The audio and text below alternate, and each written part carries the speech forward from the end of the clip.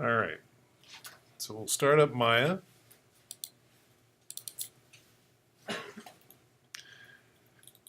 And like I said a moment ago, before the recording started, nice job on the pairs. They look good. Now what we're going to do is you're going to take that same process of using the bonus tools UV unwrap tool and apply it to your head so that you can unfold that and create a texture for your head. And then we're going to talk about different types of textures as well. But I just want to run through this really quickly, show you how to unwrap the head using the bonus tools. Here's the head UV map. Let's save. So here's the head. Here's a head. I didn't make this one. I just stole it from somewhere. But basically the process is largely the same as you did the first time. We're going to go to Object. And this has the setting that's on here. The shading setting is wireframe on shaded, which is why we've got the grid on top. We're going to go to Bonus Tools. I'm going to go to UV Editing, Auto Unwrap, UV. Reset it, just make sure everything's cool. Enter Tool. Uh-oh. Please don't crash. Oh, you suck. All right. I don't care. Fine. We'll restart. That's what I get for resetting.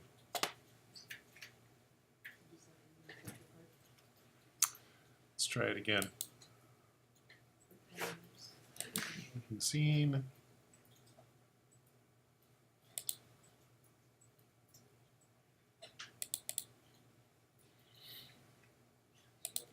There we are. Bonus tools, UV editing, auto unwrap, and we'll enter the tool. So basically what we're going to do is just, because we've got an open neck down here at the bottom, it makes it much, much easier. All we have to do is just pick a point like in the center of the top of the head where we want this to unfold from. I usually go just right to the very top of the head. Bless you.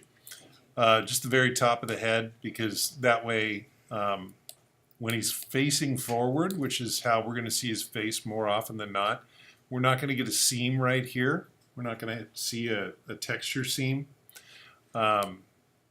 And if he's got hair, it's even less of a problem. But I'm going to go through here and just grab this vertical seam right here. Grab those edges, add borders. Continue on down.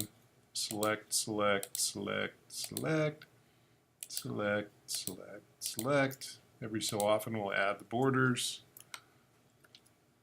Get a few more here. Add borders. If this was closed off, if the bottom of the neck was closed off, what we'd want to do is go halfway around so that we get a nice, so it will flap open. You know, the bottom would flap open, but because it's open already, we don't need to do that. Is that why you sometimes get neck seams in video games? Can be. Separate the mesh of the head from the body? There's always a point where, now what do you mean when you say neck seams? Where you can see the texture change, or where? Yeah. There's always a point where one side of the UVs has to match up to the other side of the UVs. And unless you're really super careful, and sometimes even when you're super careful, it can be very difficult to match those seams. Usually the easiest way to kind of disguise that is to, once you're done painting your map, is to throw a little noise over the top of it, because then it just randomly throws pixels down. Just a little, just a dusting of noise on top of it. And that'll help kind of disguise that seam a little bit, but sometimes, it just doesn't happen. Well, I see it happen the most when I see people do mods. Mm-hmm. And if it's something that's completely separate. Like, well, if it's mods, it's because people don't know what the hell they're doing. They're doing cool stuff, but they don't know the ins and outs of how to do it professionally. Typically, they're hobbyists and they don't know. Now you guys can do mods and you know how to fix it so you can't see the seam as much. You just gotta know how to implement it into the game that they Right. whatever engine they're using. Everything's a challenge. So we've got our edge from the top of his head down the back of his neck. I'm going to hit continue. This is check results in the UV editor, which I will be happy to do. Come over here, panel, UV editor. There he is. And there's our UV layout right there. It reminds me of a character from Prison High School. And this is pretty well done. There's a couple of places here where it's a little wonky. So for example, like right here around the eyes, there are a couple of places where the UVs are overlapping a little bit. So you might want to come in here and select those UVs, just kind of drag in this area. Because we're using the auto unfold tool, it already spaces them out pretty well. But you can come in here and use the shoot, I can never find this thing. Tool. Smooth UV tool. Under tool in the window, smooth UV tool, and you get unfold and relax. And if I come down here and click on relax and just drag side to side, it'll take those UVs and relax them so they're not piled right on top of each other. And if you notice, the ones that are on the outside, oops, it's middle mouse click. Is it? Let's go on. Oh, because I let go. Bad, Paul. We'll do it on the other side then. I'm just, dragging over the general area that I want to relax. You see the ones on the very outside are not moving very much because they're about as relaxed as they can be. They're like, an accountant on his second week in the Caribbean. They're about as relaxed as they can be. Really? Not even a courtesy laugh? That was patronizing, but okay, I'll take it. But the ones around the eye socket there, you can see kind of relax inward a little bit, and they unpile, they get off of the top of each other, so it gives you a little more room to work. And again, that's tool and smooth UV tool. Tiger, do you have a question? Okay, I didn't want your hand to fall asleep if you did. So, but everything else looks pretty good. It's this is not bad. And then, you do just like you did last week. Go over here to UV snapshot.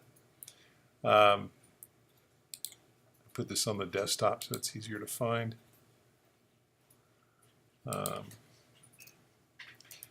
Hid UVs. Save that. And I'm at 2048 by 2048. You notice I'm completely within the 00 to 11 space here. I'm going to hit OK. What? You must select a valid object. All right. So. Okay. I don't know what you're doing. UV snapshot. Boom.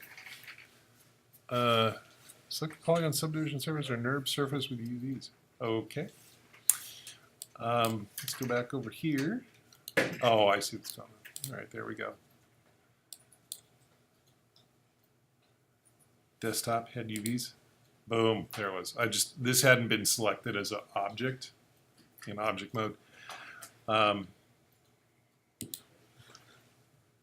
And then here's headuvs.iff and Photoshop.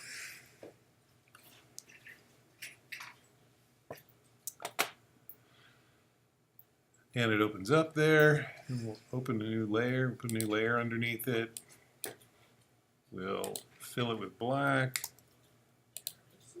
Oops, wrong layer.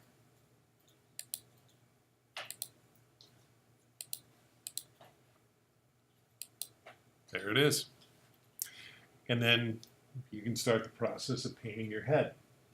I know it's hard to see with a projector, but it looks great on my screen. There you go. That's a little better. Looks kind of spider webby, kind of cool. But it does this nice thing where it takes all those UVs that are in the center of the ear that are all kind of sitting on top of each other and just lays them out nice and flat, so that you can get in there and paint a little earwax if you want to or whatever. Right? Thanks for the pleasant image, Paul. Sure. My pleasure. Would the ear be okay as, I guess, a negligible spot? Like, if the ear was overlapping with each other, as long as there really wasn't any color difference, like doing George's ear. It was either George or Fred, but I don't know who either of those people are. Harry Potter. Oh, right. Okay. I feel holy after he got his ear blown off. Yeah. I'm with you now. It's just like you picked two incredibly middle of the road names. You went, oh, George and Fred. I'm like, well, Fred could be Flintstone. Who else could you get George and Fred together in? Well, Fred Flintstone and George Rubble. George Jetson, thank you. See, Hanna-Barbera. Okay, so could you, like, if what you're saying is if those UVs were on top of each other, would that be okay? Yeah, like if you're doing like the base skin color, wouldn't that be an okay spot to have? If you're doing the base skin color, sure, as long as that color is flat and even. The thing is, it's almost never flat and even. And getting back to what you were asking before about the seam, if you have any variation at all in the color, if you put that noise layer on that I was talking about, you're going to have the same noise on the polygons that are sitting on top of each other, or the UVs that are sitting on top of each other. So unless you're intentionally putting two sets of UVs together, like if you were doing the inside of the hands, you're texturing the inside of the hands, it doesn't really matter that they match. You're just saving time. You take those two sets of UVs and stick them on top of each other so you only have to paint one palm of the hand. Unless you're doing something like that, bottom of the shoe, something like that. Unless you're intentionally doing that, it's usually best to have them occupy their own space because then you have the flexibility. The color from one to the other may match exactly, but what if it doesn't? And what happens if later somebody comes along and goes, I really wanted to have a scar that goes, the art director comes and goes, he'd be bitching if he had they say shit like this. He'd be bitching if he had a scar on his ear. And you're like, okay, but he's going to have a scar on the back of his ear too. And then he goes, no, only on the front. I'm like, oh, God. Now I got to relay out the UVs. So, and frankly, with the tool that's there now in the bonus tools, there's no reason. There's absolutely no reason not to do it. Yeah. And for the tool that you said, the smooth UV tool, if you have symmetry on, does it also do it nicely on both sides? That's a great question. I'm not really sure. Okay. I'd try it. Give it a shot. The two eye sockets that we saw there, They were kind of different. they were a little bit different. So it might get some of it, but not all of it. So it's just, since they're already different anyways, Yeah. do them separately. The other thing is, usually you want to have a little bit of asymmetry in the face. You typically want to have, maybe a mole or, again, a scar or something like that, just to keep it a little more interesting. If the face is symmetrical, not only in structure but in texture, it's creepy. It doesn't, No one in real life is actually symmetrical. Absolutely. It's absolutely true. Some people are worse than others. The one I always bring up, nobody remembers her anymore, but Shannon Doherty, she was on Beverly Hills 90210, she was on Charmed. Her eyes are like this. I mean, it's only a slight exaggeration, but her eyes are like completely offset from each other. Here's my favorite one. Tom Cruise. Everybody loves Tom Cruise, right? The tooth in the middle of... He's got one of his front teeth is smack dab under the middle of his nose.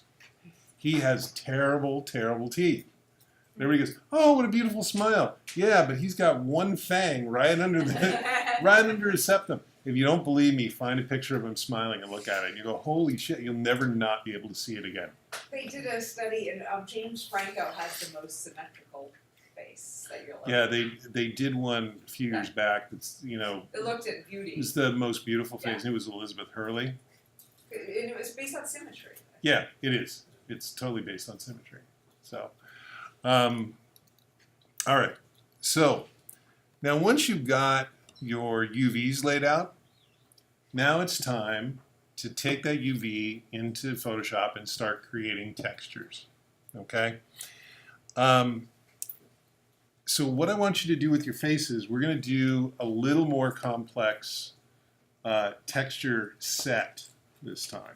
We're going to do something that's a little more involved. Instead of just putting a color on it, calling it a day, we're going to play with bump maps, and we're going to play with opacity maps, or excuse me, specularity maps, not opacity maps, because you don't want clear spaces on a face. That's creepy too. Specularity maps. So let me take a look at this real quick. Close that. And I'll open that. Yeah. Okay. Great. And then the other thing I want to show you is how to combine all of your maps into one file so that they're easy to use, and they're easy to change, they're easy to fix, they're easy to tweak. So the first thing I want to talk about is how to go about using these, what the purpose of these maps are, and how to go about using them. So we're going to go with a new scene, and done. And I'm going to create a polygon sphere just because it's easier to see what goes on using a sphere. There we go. So the first thing we're going to do always is we assign a new material, right? Always want to assign a new material. Because we're talking about skin tone here, we're talking about a face, so skin tone,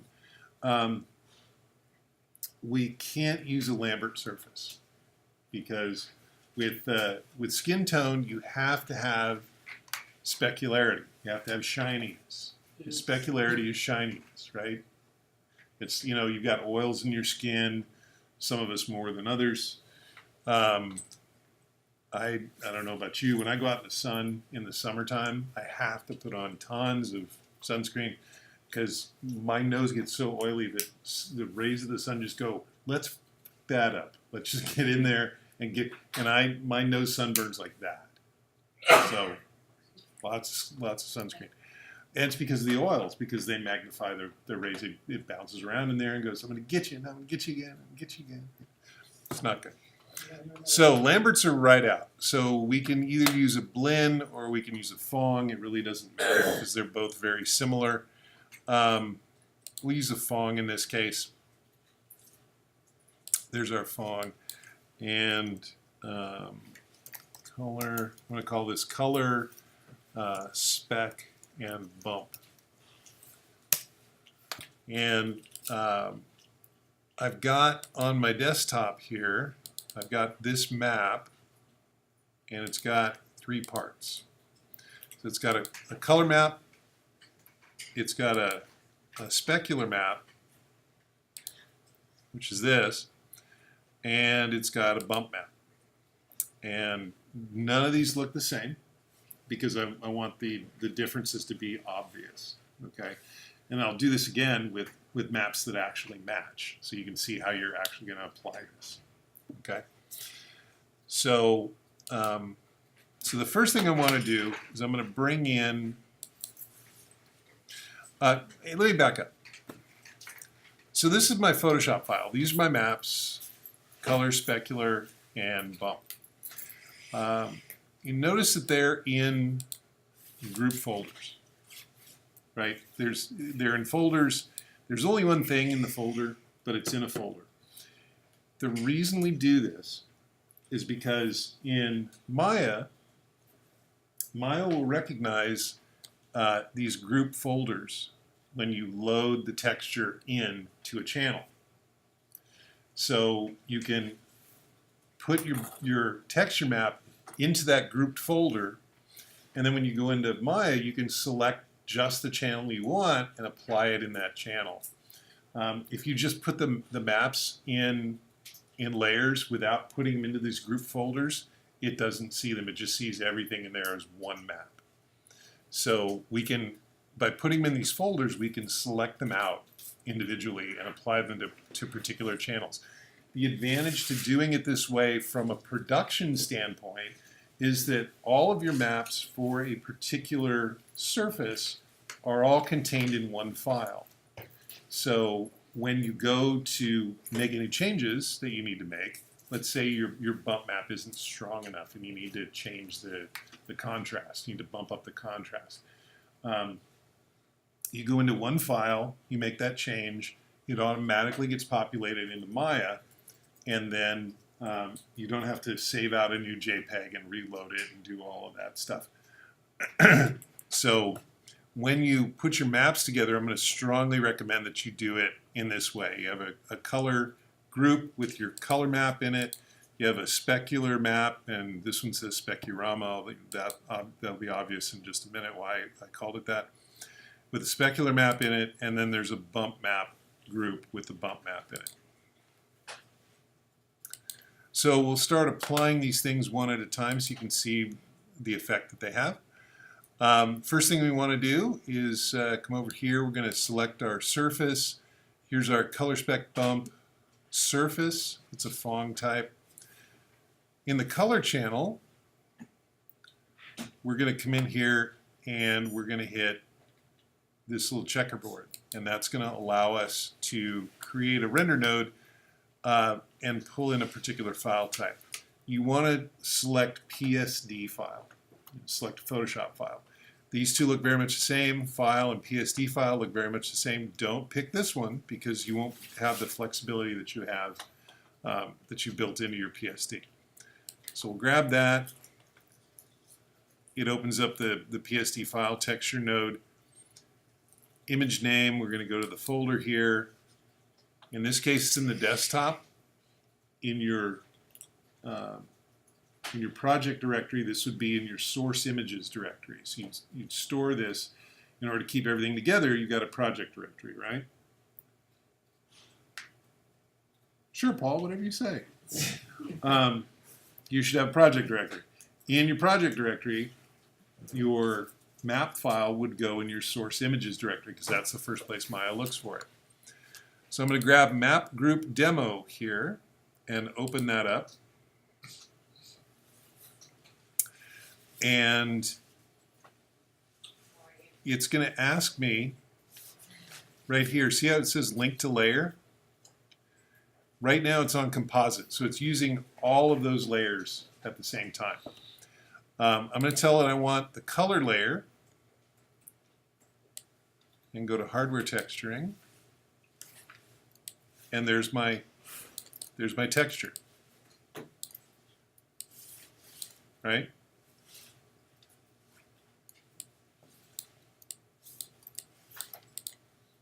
We all got that, right? Took that color image and stuck it on there. All right, now here's where it gets good.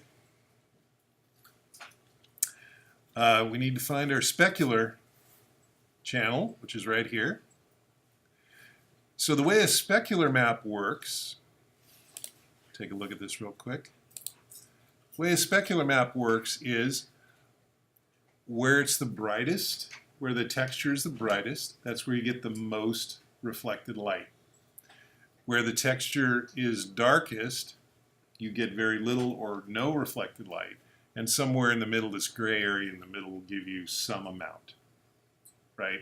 So the way to think about this is, think about like an old oil drum that you might see, or an old garbage can you might see on the side of the road, right? It's been painted, but some of the paint is flaked off and the bare metal is exposed and some of the metal is rusty, right? So the paint itself is going to reflect a certain amount of light. That bare metal is probably going to reflect more light because it's just bare metal. It's shooting all the light rays back out at you. And then the rusty areas are not going to reflect that much light because there's no shininess to the rust, right? So that's how you want to think about this. So the bright area is the most reflective. The dark area is the least reflective. Not reflective, excuse me. The shiniest. Reflection is completely different. Dark area is the least shiny, and the gray area is somewhere in the middle. So we'll minimize that again. We're going to come to our specular, do the same thing. We're going to click on our checkerboard. We're going to tell it PSD file. We want to load her up. Same map, exact same file, map group demo. Open that up. And now we're going to pull in our specular map. See, it doesn't, the reason this is called Specurama is because it clearly doesn't matter what I call the directory, the group file that it's in, as long as I know what it is. Right? Maya doesn't care. As long as there's a group file there with the name in it, it'll pull it in. So I'm going to hit Specurama. See, it pulls in that map just fine. It's applied. You can't really see it, but if we render it, we should be able to see some shininess. Let's put a light on here. Create lights, directional light.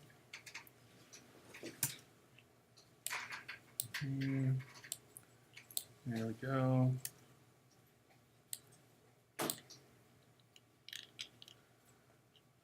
And we're going to turn the intensity down some. I don't want it to be crazy bright. Yeah, it's really hard to see. Really hard to see. And by hard, I mean impossible. Let's make sure I got that right. Color spec bump. Specularity. Yep. Let's grab the map. It's that's fine.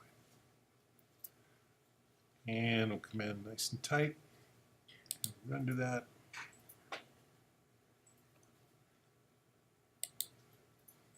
What we might need to do is turn that up a little bit.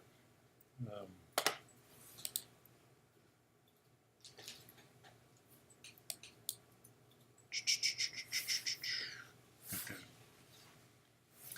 Yeah, it's difficult to see, but trust me, it's working. And then finally, I save this one for last because it's the most dramatic usually, is the bump map. I'm guessing that most, if not everybody, knows what a bump map is, but indulge me for a second, I'll explain it to you. So bump map is very much like a specular map. It creates the illusion of surface irregularity based on brightness or darkness. The brighter the map is, the higher those edges will seem to appear. The darker they are, the more they'll seem to dive into the surface of the object. It does not actually change the surface of the object. In fact, a bump map effect falls apart when you look at the edge of the object because it doesn't actually have any variation to it. It's just got the, you'll see on the sphere, it has a nice curved edge still. But this is a great way to give the impression of surface irregularity just by applying a texture map. So in this one, the brighter stripes are going to appear to be higher, the darker ones are going to appear to be sunk in further, and the middle grays are going to be somewhere in the middle. So, bump map, click it there. Again, we're going to go to PSD file. And we're going to go to File, Texture 3. This is, these are the, we're going to want to adjust these once we see what we've got here. File, Texture, Image Name. Once again, we're going to go back over here. We're going to get the exact same folder, or the exact same file again. Map group. And there's our bump map. So see how I mean, you can obviously see how it looks like and the light reacts to it as well.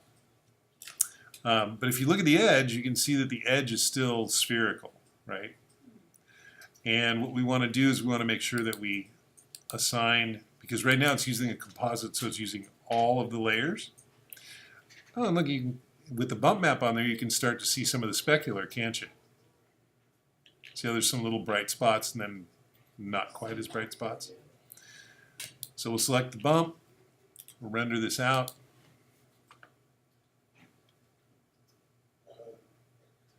So you can start, see how the specular starts to show up now? At little bright areas, and even on this one where the bump is high, we've got this little bright specular area right here, and then it goes away, and then it picks up again over here. Now you can adjust this. This bump depth is the way that you can adjust the amount of bumpiness. You can really turn it up, make it really super bumpy. So much so that it gets ridiculous. Or you can turn it down so it's just a kind of a little subtle taste. So this also shows direction. So in the positive direction, light colors are up, dark colors are down. Okay. As you approach 0, they tend to even out, right? So it's something like this, it's not very bumpy at all, and you can start to see that specular happening, right? If we go in the negative bump value, those are reversed. So now the light colors go down and the dark colors come up. So with a negative value, the darker shades create the bumps and the lighter shades create the indentations. Make sense? So if you get your map in the air, go, oh, I painted it backwards. Just give it a negative value, and it'll work the way you wanted it to.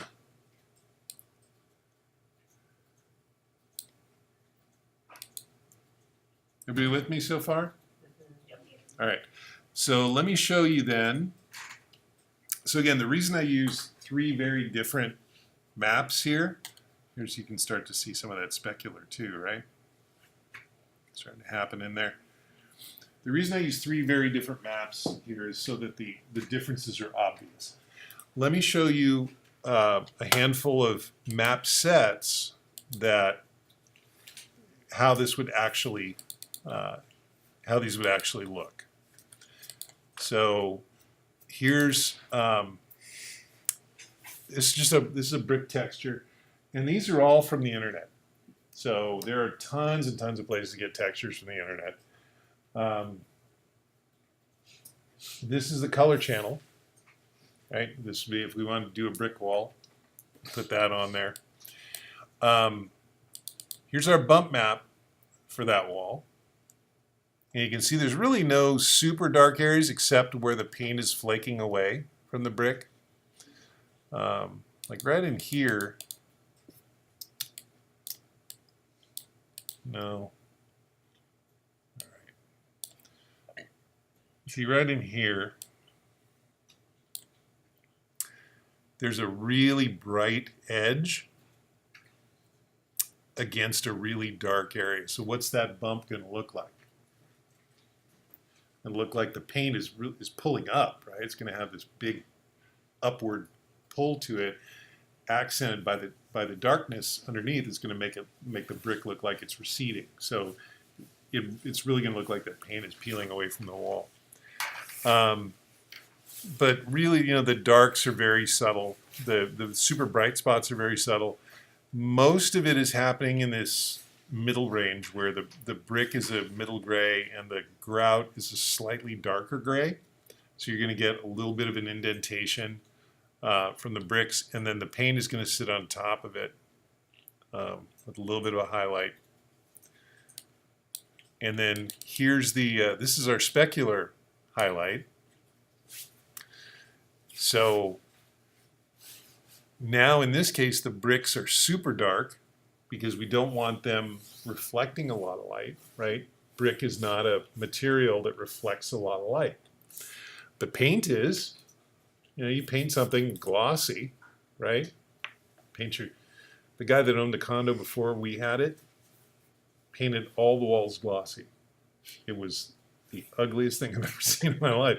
Because, you know, you get up in the morning and light's coming through the window and it hits the wall and bounces off and hits you in the face. And you're like, wasn't good.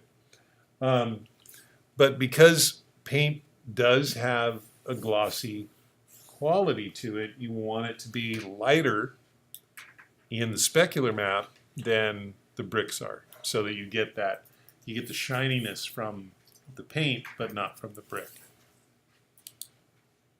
Okay? Here's another example. Here's a herringbone floor. So again, these are kind of bricks. This is the color channel, just whatever colors the bricks are going to be in the green stuff that's growing in the middle. Here's the bump channel. Pretty straightforward. You know, the brick's going to pop up and the grout's going to go down. And then here's the specular channel. And again, we want in this case, they want the bricks to have a little bit of shininess to them and next to nothing in the spaces in between. Here's some examples of how you do this with skin. So here's a rendering of some fake skin. Right, this is just basically a color map with some noise thrown on it, and a little bit of brush, you know, a little bit of texturing. You can see in the lips there. Here's a subsurface scattered skin. So this is, you know, a different rendering style that allows the light to kind of penetrate the skin a little bit, gives a little bit more of a realistic feel. Here's the color channel. Here's what that color channel looks like. And there's just the lips and a little bit of blush, a little bit under the nose, and a little bit under the eyelids. Okay. This is for the subsurface. This is the epidermis layer. Very similar. The bump channel looks like this. Right. This is how we get those little folds in the lip.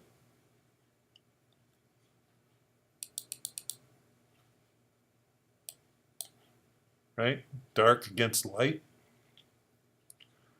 and we want a little bit of the eyelids to recede a little bit. And then here's the specular channel. So these are the areas, again, shiny versus not shiny. We want to go around the inside of the eyelid. You know, this is the inside of the lid where the eye socket meets the eye, so it's moist. That's why that's shiny. These are the oily areas on the face, usually the forehead and the nose and the cheeks, and then the lips also have a little bit of shininess to them. And there's a noise filter thrown over the top of this just to kind of break up the surface a little bit. It gives the impression of pores. You know, it gives some variation to the skin tone. So you can find all kinds of examples of these online. Head texture map. Right? How about that? Isn't that attractive, young man? Look at how his hair just repeats right there. That is bad Photoshop work right there. Head bump map.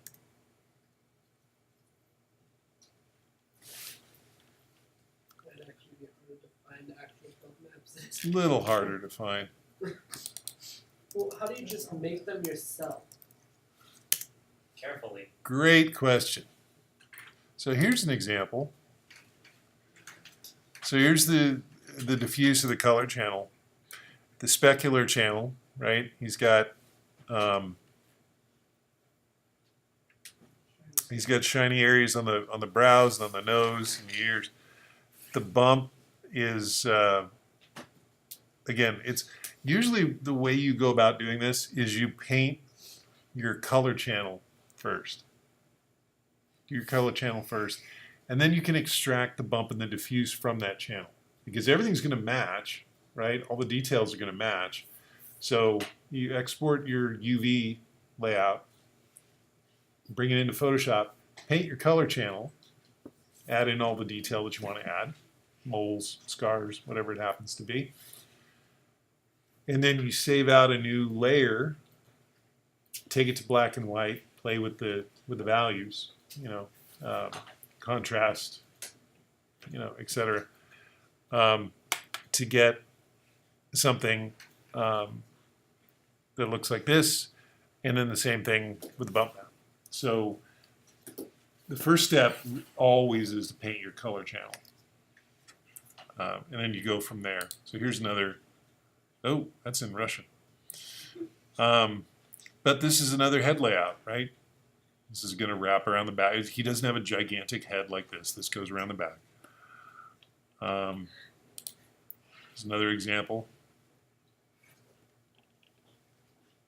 There you go. That's not creepy at all, is it? Nobody's going to lose sleep over that tonight. Moisturize me. I've seen like 3 episodes of Doctor Who. I know exactly what you're talking about. Yeah. Because I saw. That was actually what I was thinking about when I I saw these. I saw that face- episode. Faces. Somebody moisturize me. Okay. The last living human. Apparently. Yeah, and it's just a face stretched in a frame. It's basically Yeah, just a, I don't even get how she had organs. What was her name? Luganza or Luganza? you have now exceeded my knowledge. I have no idea. I love Doctor Who and I don't. She was seen twice. 9th and 10th Doctor. Yeah. So, was the best. but Yeah. we're like 3 minutes from finishing, and my voice is about 2 minutes from dying. So let's not go off in the weeds. So any questions about any of this? No, everybody's got it. Actually, yeah.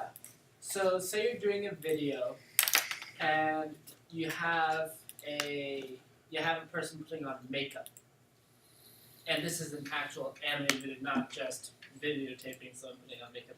How would you do that change in how would you do the change in the texture maps for that? That's a separate conversation, but you can animate texture maps. You can. Absolutely. Yeah, that's a separate conversation, but yeah, there are ways to animate texture maps. Because I was wondering if that was going to be more like a post process after you've already rendered it. It and can go be. through each one. It I would can want to do be. it in Maya, not in post. It really depends on how you want to handle it, but it can be. You can handle it in post. You can do it as an animated texture map. There's multiple.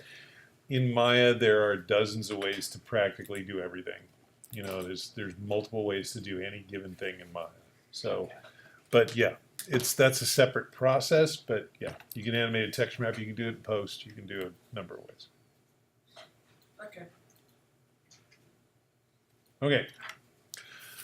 So here is what we're going to do this week.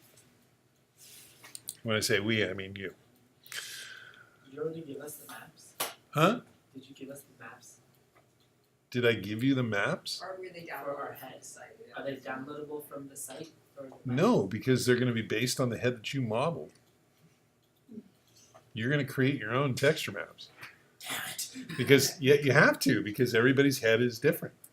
I can't give you maps. You get to make them. You get to play in Photoshop. Yay. I hate Photoshop. So I love Photoshop. so here we go. We did that one already. So you're going to use the head you modeled, lay out the UVs using the Auto Unwrap tool, and create and apply texture maps. So you're going to do your color map, your bump, and your specular map, grouped into folders, individual folders. When you bring them into Maya, make sure that you select that particular channel. When it loads in, it'll automatically load in as composite. and it'll use all of the channels. And whichever one's on top is the one that'll be visible. So you want to be sure that you select, for the color channel, you select the color map. The specular channel, you select the specular map. For the bump map channel, you select the bump map. Now the beauty of doing this, like I said, is if this changes, if you make changes to your map later on, as long as Maya knows where that file is, it'll automatically load those changes in. You don't have to save you just save your file, as long as it has the same name. Maya will automatically bring those changes in for you. For doing this type of maps, are you able to say that you have a choice between having different types of scars on the face or different types of blemishes, or just a plain base face color? Would you do a fourth map that would be possible to switch out? Like it'd be like everything about the face color is transparent on the fourth map, except for where the scar is.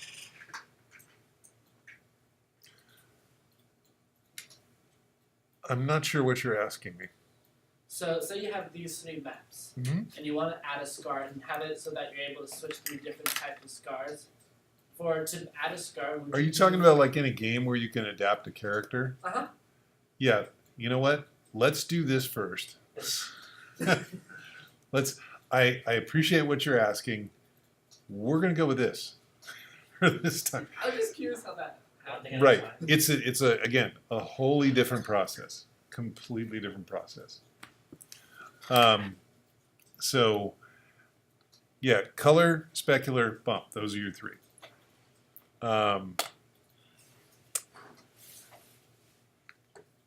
And be sure to select them.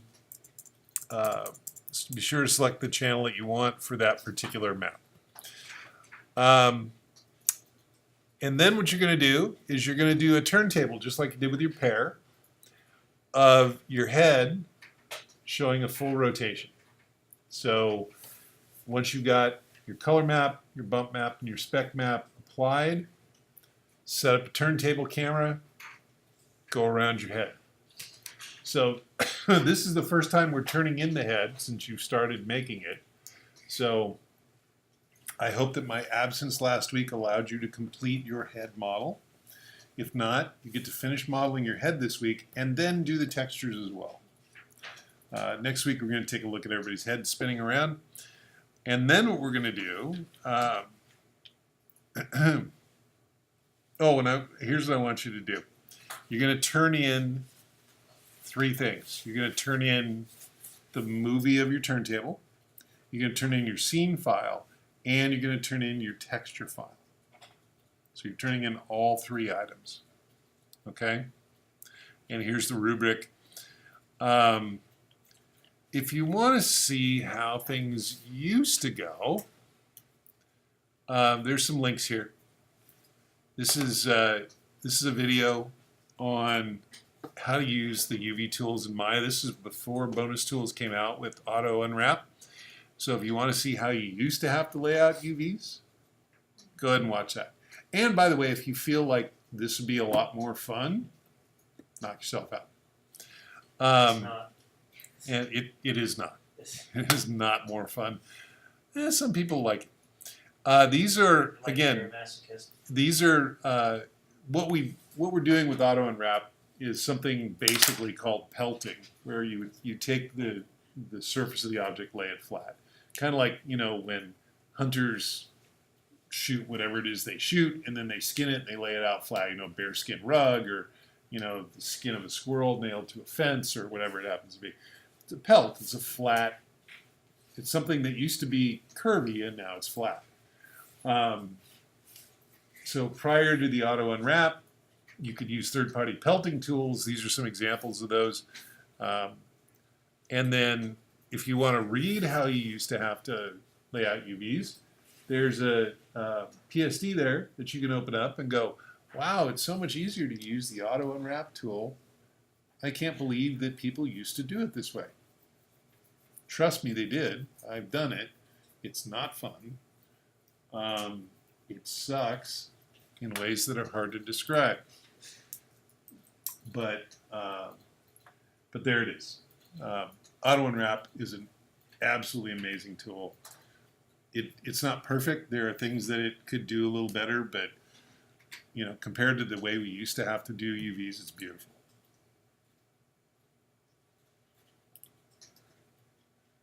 Okie doke. All right. Thank you for your indulgence, ladies and gentlemen. I appreciate it. That is going to be the end of lecture for tonight because my throat is about to explode. But I'm more than happy to come around and look at what you're doing, answer any questions for you, as long as you don't mind that I talk very quietly. It's the projecting, really, that does it. For those of you who don't know, I had a tonsil removed last week. On the left side, I had tonsil removed. And I was telling this to Jessie, and she went, yes! It hurt like crazy when I woke up. It's the second week. And then the doctor comes in and goes, yeah, around day 4 or 5, it's really going to start hurting. And I'm like, whatever. And then that was a day or two ago, and sure enough, you know, I'm like, oh, God, this sucks. So I took some liquid Tylenol an hour and a half ago, and I desperately want more. But can't have it. So, but don't let that stop you. If you've got questions, I'll be happy to come around and answer them. I'll just cry a little bit. Okay? And I'll upload this so you can have at it. Thank you very much. Next week, we're going to talk about putting your blend shapes together. There's an awesome new tool for creating blend shapes, new in 2015 or 2017 rather. We no longer have to copy and whatever. It's this really cool new tool. Very much looking forward to showing it to you. So there we are.